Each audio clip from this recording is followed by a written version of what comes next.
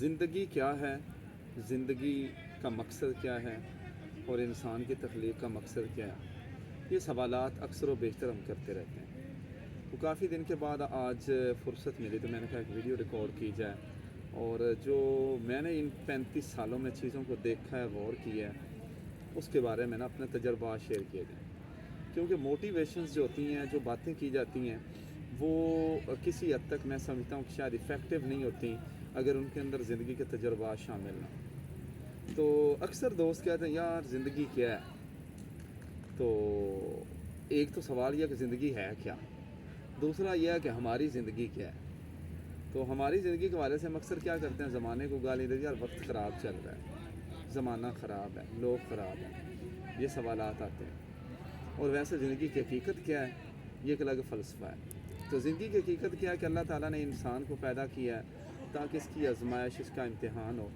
جیسے کہ احادیث قرآن پاک وغیرہ سب کے اندر بتایا گیا ہے کہ انسان کو پیدا کیا گیا تاکہ اللہ کی عبادت کرے، اور اس کو یہاں پر بھیجا گیا تاکہ اس کی آزمائش اور امتحان ہو سکے۔ یہ ریالٹی یہی ہے۔ لیکن ہم انسان ہونے کے ناطے ہمارے ساتھ اللہ نے خواہشات بھی جوڑی ہیں، توقع، اس کے بعد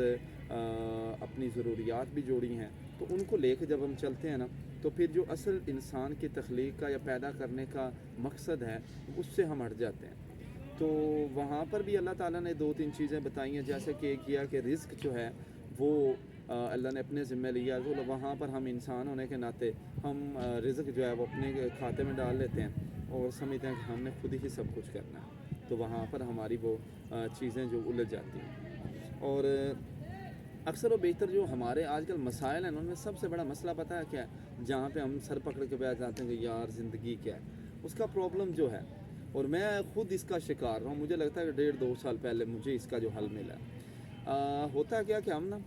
بہت ساری خواہشات جو ہیں ان کو دل کے اندر پال لیتے ہیں، اور ان خواہشات کی پیروی کرتے ہوئے ہم اپنے جو حالات ہوتے ہیں ارد گرد کے سراؤنڈنگ کے اور ہمارے فنینشیل اسپیشلی، ان کو اس کے ساتھ کمپیئر کرنے کی کوشش کرتے ہیں۔ حالانکہ حقیقت یہ ہے کہ ہمیں اپنی خواہشات کے ساتھ نہیں بلکہ جو معروضی حالات ہیں ان کے ساتھ چلنا چاہیے۔ ہم نے اکثر دیکھا ہے کہ ہم اپنی بائک پہ جا رہے ہیں موٹر سائیکل پہ جا رہے ہیں، تو ہماری خواہشات ہمیں موٹر سائیکل سے اتار کے جو پاس سے گاڑی گزری ہے اس پہ چڑھا دیتی ہیں۔ اب جب گاڑی پہ آپ سوار ہو جاتے ہیں اپنے خیالات کی دنیا کے اندر، تو اپنی آپ کی موٹر سائیکل کی جو نعمت ہے یہ آپ کو کم لگنا شروع ہو جاتی ہے، اور وہاں پہ آپ کیا ہیں، ذہنی کوفت اور ٹینشن اور پریشانی کا شکار ہو جاتے ہیں، اور ڈپریشن کا شکار ہوتے ہیں کہ یار زندگی کیا ہے۔ حالانکہ اگر آپ اپنی موٹر سائیکل پہ بیٹھے بیٹھے انجوائے کرتے کہ جائیں یار یہ دیکھیں لوگ روڈ کے اوپر بسوں پہ رکشوں پہ دھکے کھا رہے ہیں، تو وہاں پہ آپ کی زندگی آسان ہونا شروع ہو جائے گی۔ تو 2 چیزیں جو ہماری زندگی کو مشکل کرتی ہیں، ایک بے جا خواہشات جو ہیں ان کو بڑھانا نہیں چاہیے، جو آپ کے پاس اویلیبل ہے اس کے اوپر خوش رہیں، اسی کو انجوائے کریں، باقی چیزوں کو چھوڑ دیں۔ اور جب آپ یہ کر لیں گے تو اس کو بولتے ہیں استغنا، دل کا سکون۔ جب یہ ہوگا کہ جو میرے پاس ہے وہ دی بیسٹ ہے، اس سے بڑھ کے کچھ ہو نہیں سکتا، اور میرے لیے اللہ نے یہ لکھا تھا اس کو میں نے انجوائے کرنا ہے، تو بجائے اس کے کہ آپ بڑے جو ریسٹورنٹس ہیں، ہوٹلز ہیں، بڑی گاڑیاں ہیں، بڑے برانڈز ہیں، شاپنگ مالز ہیں، ان کی طرف دیکھیں، نہیں، جو آپ سوکھی روٹی کھا رہے ہو، دال بنا کے کھا رہے ہو، اپنی بیوی بچوں کے ساتھ موٹر سائیکل پہ جاؤ، ہفتے بعد کلفی کھا کے آؤ، اسی میں انجوائے کرو، بجائے اس کے کہ گاڑیوں کے خواب پالو اور اپنی فیملی کو بھی اس میں لاؤ اور ان کی خوشیوں کو بھی قتل کرے، جو ہے دیٹس گڈ۔ نمبر 2، ہمیں جو دوسری چیز ہرٹ کرتی ہے نا وہ ہے بے جا امیدیں اور توقعات وابستہ کر لینا۔